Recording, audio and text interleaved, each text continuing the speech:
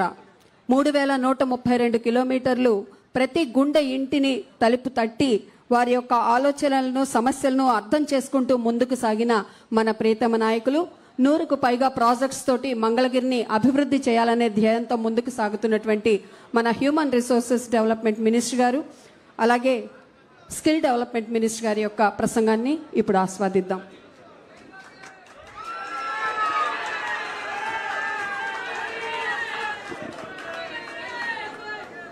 జై చేనేత, జై చేనేత, జై చేనేత.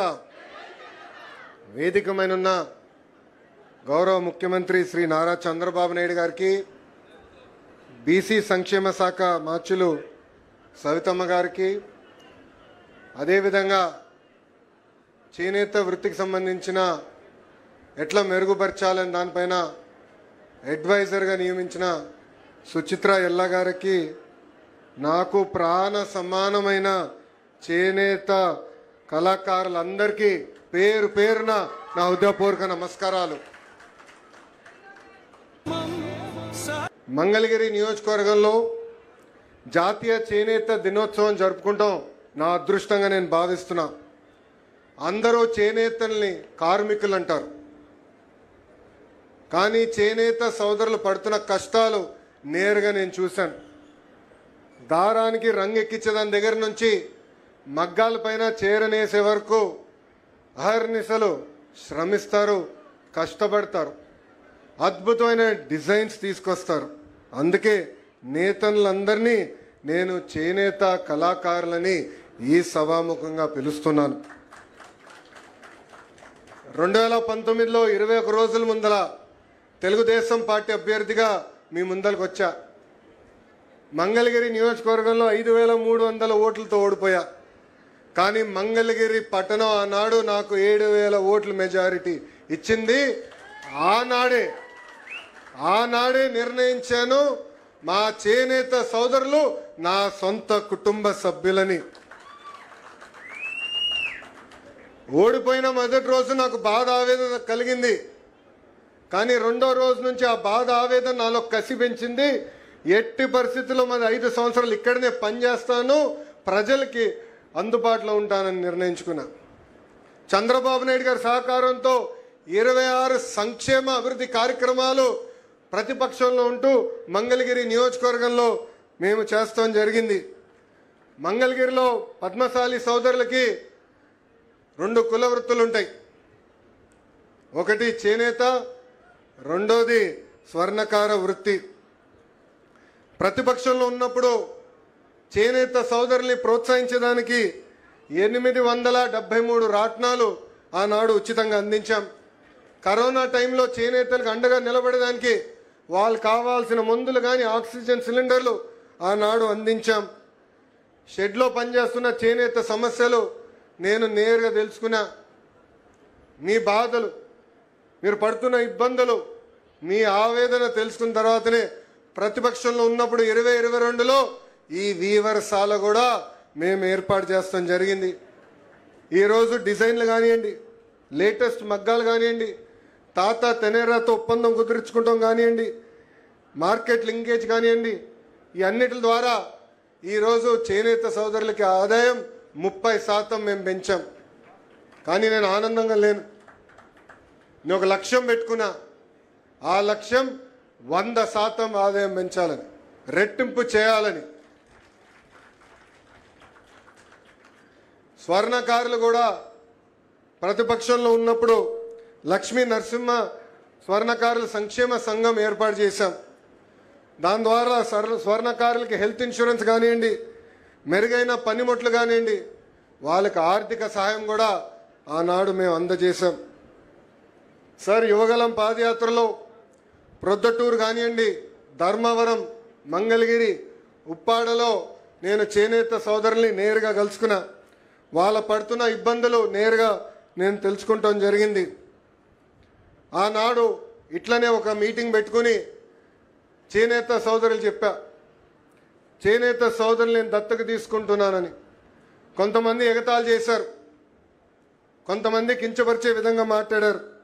కానీ నా ఆలోచన ఒక్కటే, చేనేత రంగాన్ని పెద్ద ఎత్తున ప్రోత్సహించాలి, వాళ్ళ ఆదాయం రెట్టింపు చేయాలి.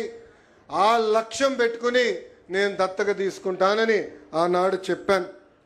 ప్రభుత్వ స్కీమ్స్తో పాటు డిజైన్లు కానివ్వండి, modern colours, skilling, market linkage, promotion ఇవన్నీ చాలా అవసరం. అందుకే నేను మంగళగిరి కళాకారుల చేనేత కళాకార వస్త్రాల్ని పెద్ద ఎత్తున ప్రమోట్ చేస్తున్నాం. కుటుంబం పరంగా మేము ఒక పెళ్లికి వెళ్తే అక్కడ మేము ఇచ్చే చీర కూడా మంగళగిరి చీరనే. నేను ప్రధానమంత్రి గారు కలిసినప్పుడు కానివ్వండి, గౌరవ ముఖ్యమంత్రి గారు కలిసినప్పుడు కానివ్వండి, లేదంటే ఇతర దేశ రాష్ట్రపతులు కలిసినప్పుడు కానివ్వండి, వాళ్ళకు కూడా నేను ఇచ్చేది మన మంగళగిరి చేనేత కళాకారుల షాల్. బ్రహ్మని ఒక చీర కట్టింది, మంగళగిరి చీర. అది కట్టిన తర్వాత చాలా వైరల్ అయింది. ఒకే ఒక షాప్లో అదే రంగు చీర 98 మంది కొనటం జరిగింది. అంటే మంగళగిరి మా గుండెల్లో పెట్టుకుని ఈరోజు మా కుటుంబం అహర్నిశలు మీ గురించి ఆలోచిస్తున్నాం. నేను యువగలంలో చేనేత సోదరులకి కొన్ని హామీ ఇచ్చా. మొదటిది, ఇంట్లో మగ్గాలుంటే 200 యూనిట్ల కరెంట్ ఉచితంగా ఇస్తామని, ఇంట్లో పవర్ లూమ్ ఉంటే 500 యూనిట్లు ఉచితంగా కరెంట్ అందజేస్తామని, ఇంకా చేనేత వస్త్రాలపైన జిఎస్టీ ఇబ్బందులు ఉన్నాయి, మేము కేంద్ర ప్రభుత్వంతో సంప్రదింపులు చేస్తాం. ఒకవేళ కేంద్ర ప్రభుత్వానికి ఇబ్బంది ఉంటే రాష్ట్ర ప్రభుత్వమే ఆ జిఎస్టీ రిబేట్ ద్వారా చేనేత సోదరులకు అందిస్తానని కూడా హామీ ఇచ్చాం. ఇంతేకాకుండా థ్రిఫ్ట్ ఫండ్ తిరిగి ఏర్పాటు చేస్తామన్నాం.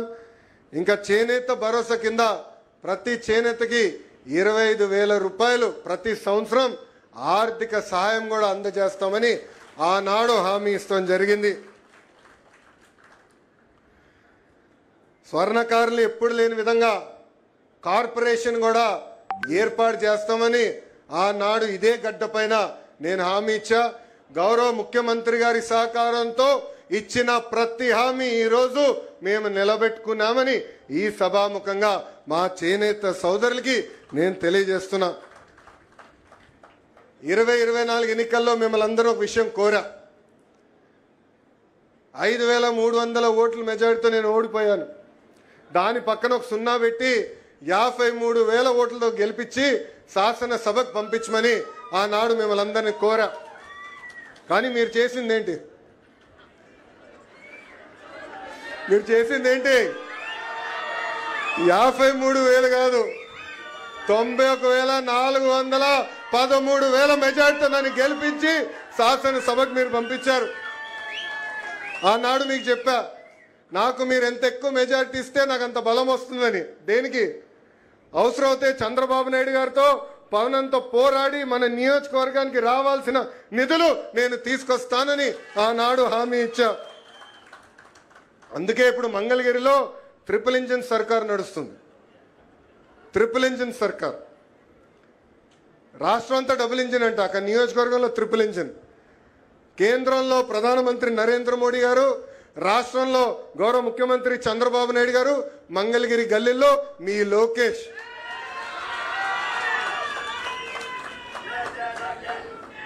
దశాబ్దాలుగా మనందరికీ ఒక కళ ఉంది, మనకి శాశ్వత భూ హక్కు కల్పించే పట్టాలు మనకు కావాలని. ఇది నేను గౌరవ ముఖ్యమంత్రి గారి దృష్టికి తీసుకెళ్ళిన వెంటనే ఇమ్మీడియట్గా ఫైల్ ప్రాసెస్ చేయండి, క్యాబినెట్కి తీసుకురానని మంగళగిరి దయ వల్ల రాష్ట్రం మొత్తానికి ఈరోజు ఒక జియో వచ్చింది. సార్, ఇక్కడున్న అధికారుల సహకారంతో, తెలుగుదేశం, జనసేన, భారతీయ జనతా పార్టీ కార్యకర్తల సహకారంతో ఎప్పుడు లేని విధంగా 1000 కోట్ల విలువైన భూమి మొదటి విడతలో 3,000 కుటుంబాలకి గౌరవంగా బట్టలు పెట్టి పసుపు కుంకాలతో మేము పట్టాలు అందించాం సార్. నేను గర్వంగా చెప్పగలుగుతున్నాను సార్, ఇక్కడున్న 3 పార్టీలు మేము కలిసికట్టుకెళ్ళి ప్రతి గడప తొక్కి కొలతలు తీసుకున్నాం. ఆ ఇంటికి వెళ్ళినప్పుడు కనీసం ఒక్క గ్లాసు నీరు కూడా మన కార్యకర్తలు తీసుకోలేదు. అంటే ప్రజల గురించి ఆలోచించారు తప్ప సొంత ప్రయోజనాల గురించి ఆలోచించలేదు. చంద్రబాబు నాయుడు గారి సహకారంతో 31 కమ్యూనిటీ హాల్స్ కడుతున్నాం. పిఎం సూర్య గారి కింద సార్ 1000 కనెక్షన్లు ఇప్పటికి ఏర్పాటు చేశాం. నాకు తెలుసు మీరు ఇచ్చిన టార్గెట్కి 1000 నథింగ్ సార్, 20,000 చేయాలని మీరు చెప్పారు. తప్పనిసరిగా 20,000 చేసి మంగళగిరి మీకు కానుక కింద మేము అందిస్తాం సార్. మోడల్ లైబ్రరీ పనులు జరుగుతున్నాయి. మంగళగిరి తెనాలి రోడ్ గతంలో చాలా అధ్వానంగా ఉండేది, రోడ్ వేసాం. ప్రత్యేకంగా 4 లేన్ రోడ్లు కూడా పనులు త్వరలో ప్రారంభిస్తున్నాం.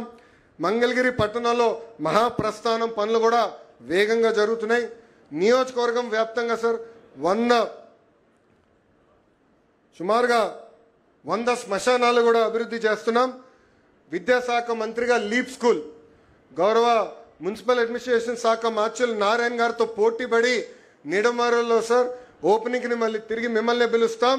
భారతదేశంలో ఎక్కడ లేని విధంగా ఒక లీప్ స్కూల్ కూడా ప్రభుత్వ పాఠశాల ఏర్పాటు చేస్తున్నాం. 46 పార్కులు, స్మార్ట్ బస్ షెల్టర్స్, తాడేపల్లి వంతెన, 100 పడకల hospital, Tadepalli flood protection wall, model fish market, model రైతు బజార్, భూగర్భ drainage, water, power, gas project, gems jewellery park, Nidamarru railway gate దగ్గర బ్రిడ్జు, ఇంకా తాడేపల్లి ఎయిమ్స్, మంగళగిరి లక్ష్మీ నరసింహస్వామి, పానకాల స్వామి గుడులు, హాస్పిటల్ మొత్తం ఇంటిగ్రేట్ చేసేటట్టు సార్. మీరు గతంలో ఇచ్చిన విజన్ మేరకు ఉచితంగా 2 ఏసీ ఈవీ బస్సులు కూడా ఈరోజు మేము ఇక్కడ నడిపిస్తాం జరుగుతుంది సార్. ఇట్లా 200 అభివృద్ధి కార్యక్రమాలు ఒక్క మంగళగిరి నియోజకవర్గంలో మీ ఆశీస్సులతో మేము ఈరోజు చేస్తాం జరుగుతుంది. ఇవన్నీ మేము చేయగలుగుతున్నామంటే మంగళగిరి ప్రజలు నా పైన మా కుటుంబం పైన చూపించిన ప్రేమని ఈ సభాముఖంగా మీ అందరికీ తెలుపుకుంటున్నా. ఇంకా మంగళగిరి నియోజకవర్గంలో ఉన్న మా పద్మశాలి నాయకుల్ని రాష్ట్ర స్థాయి గుర్తింపు మీరు అందించారు సార్. నందం అబద్దయ్య గారిని పద్మశాలి కార్పొరేషన్ చైర్మన్గా, తమ్మిశెట్టి జానకమ్మ గారిని టీటీడీ బోర్డు మెంబర్గా, ఏకంగా చిల్లపల్లి శ్రీనివాస్ గారిని ఏపీఎస్ ఎంఐడిసి చైర్మన్గా నియమించాం. ఇంకా కందుల నాగార్జుని, మా యువత కూడా ఇక్కడ స్పీడ్ సార్, అందుకే కందుల నాగార్జున గారిని పద్మశాలి కార్పొరేషన్ డైరెక్టర్ కూడా మీ ఆశీస్సులతో మేము చేస్తాం జరిగింది. ఇది ఎన్డీఏ ప్రభుత్వానికి ఉన్న చిత్తశుద్ధని ఈ సభాముఖంగా పద్మశాలీలు కూడా తెలియజేస్తున్నాను. ఇంకా సార్ చేనేత సంక్షేమం కోసం అహర్నిశలు పోరాడింది ప్రగట కోటయ్య గారు. పద్మశాలి గుండెల్లో ప్రగట కోటయ్య గారు దేవుడు లాంటి వ్యక్తి. మా చేనేత కుటుంబం తరపున ఆయన జయంతిని అధికారికంగా నిర్వహించాలని గౌరవ ముఖ్యమంత్రి చంద్రబాబు నాయుడు గారిని నేను కోరుతున్నాను. అంతేకాకుండా సార్ పక్కనే తిట్కో ఇల్లు హౌసింగ్ ఉంది సార్, అక్కడ సుమారుగా 6 ఎకరాల్లో అద్భుతమైన పార్క్ ఏర్పాటు చేస్తున్నాం. ఆ పార్క్ పేరుకి ఏకంగా ప్రగట కోటయ్య గారి పేరు పెట్టాలని ఇప్పటికి మేము నిర్ణయించాం సార్.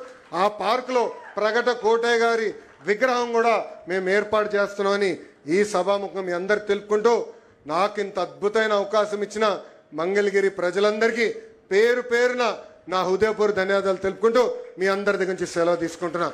జై హింద్, జై హింద్.